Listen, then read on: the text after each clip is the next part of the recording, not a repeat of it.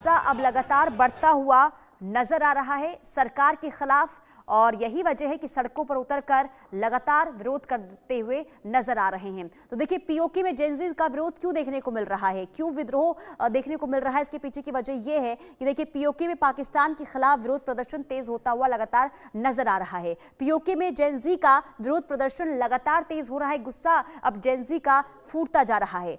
पाकिस्तान के खिलाफ छात्रों का हल्ला बोल देखने को मिल रहा है और जो छात्र हैं सड़कों पर उतर आए हैं। शहबाज और पाक आर्मी के विरोध में आंदोलन अब छात्रों ने तेज कर दिया है। मुजफ्फराबाद, मीरपुर, रावलकोट में विरोध प्रदर्शन है और यहां की स्थिति बेहद खराब इस वक्त नजर आ रही है। पीओके में जेनजी खुलकर बगावत पर उतर आई है और सरकार के खिलाफ नारेबाजी भी जो छात्र हैं करते हुए नजर आ रहे हैं। मुनीर ने छात्रों पर गोलियां तक चलवा दी है।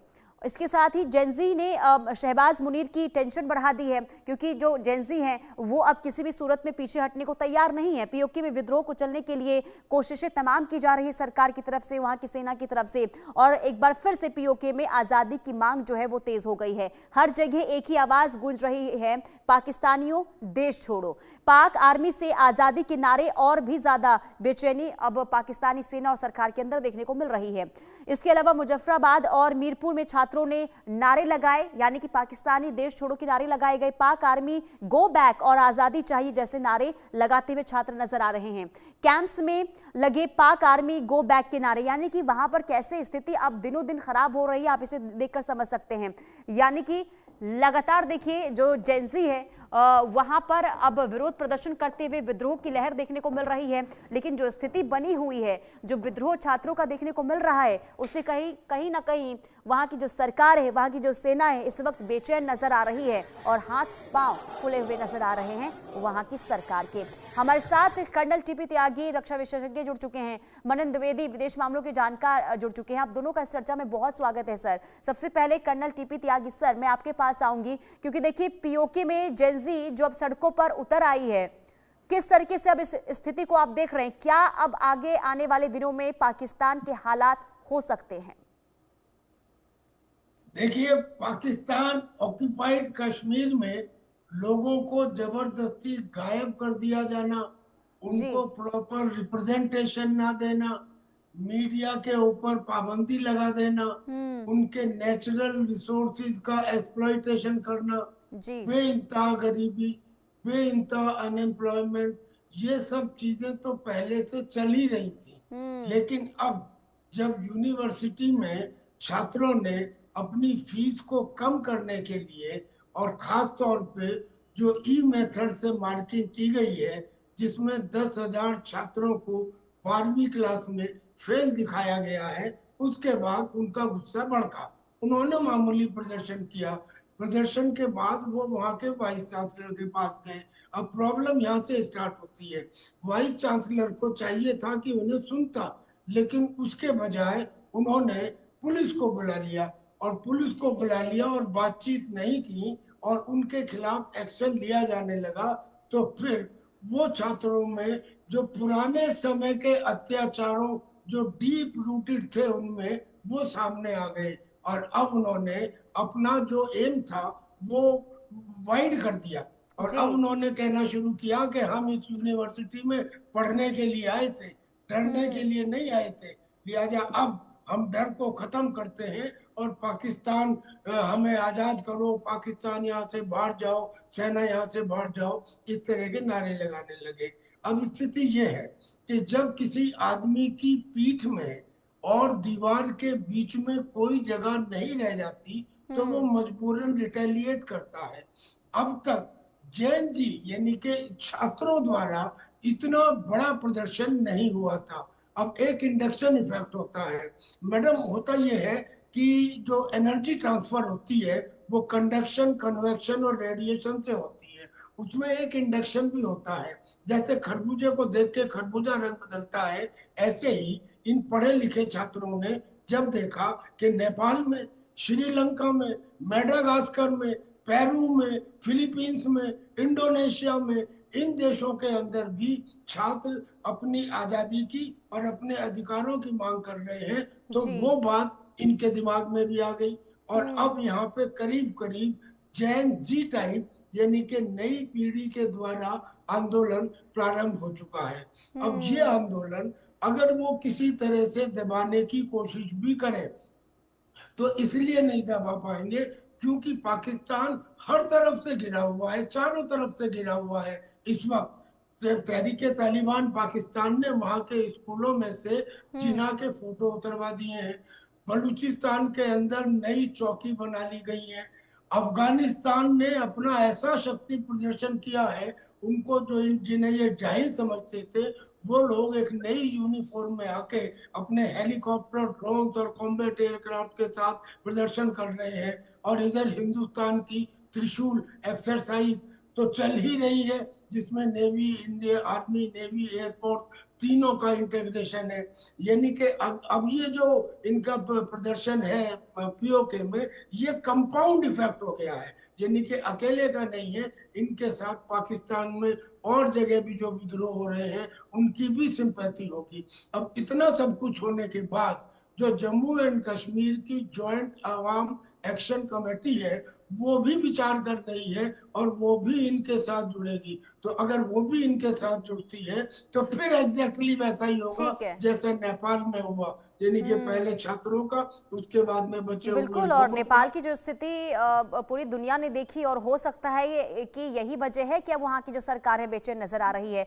लेकिन मनन द्विवेदी सर, ये समझाइए, क्योंकि देखिए हर बार पाकिस्तान के अंदर ये देखने को मिलता है कि अगर कोई भी पाकिस्तान सरकार और वहाँ की सेना को लेकर अगर आवाज उठाता है तो आखिर क्यों दबाने की कोशिश की जाती है। इससे पहले भी पीओके में जब वहां की जनता सड़कों पर उतरी थी महंगाई की मार को लेकर, जो वहां पर उनके साथ दुर्व्यवहार किया जाता है, और उस समय भी हमने देखा था किस तरीके से सरकार ने कार्रवाई की थी, यानी कि उनको दबाने की, उनके आंदोलन को दबाने की कोशिश की गई। और अब जेनजीज के साथ भी सरकार वही करती हुई नजर आ रही है। देखिए, इसमें हम ये पाएंगे यहाँ पर कि हमको थोड़ा इतिहास में जाने की नीड है, जरूरत है, क्योंकि हम ये बात देखेंगे कि 1971 में जो बांग्लादेश में इंडिया बांग्लादेश का जो संघर्ष हुआ, भारत ने अपनी मुक्ति वाहिनी के थ्रू जाकर ढाका को आजाद कराया। तो वहां पर भी एक चीज हमारे सामने बिल्कुल दिमाग में कौंधती है, वो ये है कि ढाका यूनिवर्सिटी में किस तरीके के अत्याचार जेनजी पे हुए, छात्रों पे हुए। तो वो चीज एक तरीके से मुझे लगता है, और जैसे कि पहले भी बातचीत हो चुकी है, नेपाल में हम लोग पूरा यंग स्टूडेंट्स का की एक्टिविटी देख चुके हैं, श्रीलंका में देख चुके हैं, पेरू में देख चुके हैं।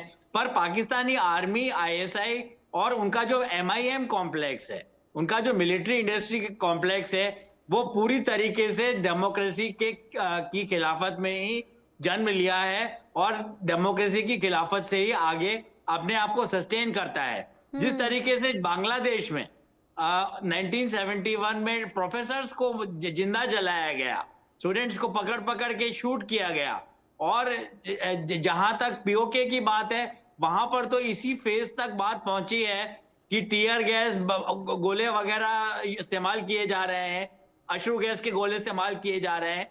पर ऐसी भी न्यूज है कि वहां पर भी स्टूडेंट्स को का खात्मा किया जा रहा है। तो मुझे लगता है कि ये एक तरीके की एक ऐसी गन है जो पाकिस्तान ने भारत में इस्तेमाल करने की कोशिश की। पर जैसा कि पंडित जवाहरलाल नेहरू ने कहा है कि ये गन अगर आप किसी और पे साधोगे तो उसको उलट के गोली आपके ऊपर भी लगती है। मैं 2016 के, मुझे 1 मिनट दीजिए, 2016 के जो जवाहरलाल नेहरू विश्वविद्यालय में जो संघर्ष हुआ, जो डिसेंट के नाम पर भारत सरकार को बदनाम किया गया और आजादी का एक बेतुका और बड़ा घिनौना नारा दिया गया, उसको हम रिवर्स करके देखें तो जो जेएनयू में हुआ या भारत के और विश्वविद्यालय में हुआ, जेनजी पीओके के इतिहास में जाकर, पीओके के कॉन्स्टिट्यूशनल फ्रेमवर्क में जाकर यही बात पाकिस्तान गवर्नमेंट और आईएसआई के अगेंस्ट साबित कर रही है। और जिस तरीके से उन्हें दबाया जा रहा है, इसका इतिहास गवाह, इतिहास साक्षी है कि पाकिस्तान में ये कोई नई बात नहीं है। और जहां तक पीओके की बात है, ये बहुत ही पॉलिटिकली और स्ट्रेटेजिकली लोकेटेड रीजन है, जिसके लिए हमारे अमित शाह जी, मोदी जी और जयशंकर साहब कह चुके हैं कि हम लोग पीओके को लेंगे ही और भारत का ये एक अभिन्न अंग है। ऐसा 1947 ऐसा 1947 के दिनों से जी। माना जाता है, जब यूएनसीआईपी मतलब United Nations commission for India and Pakistan आया।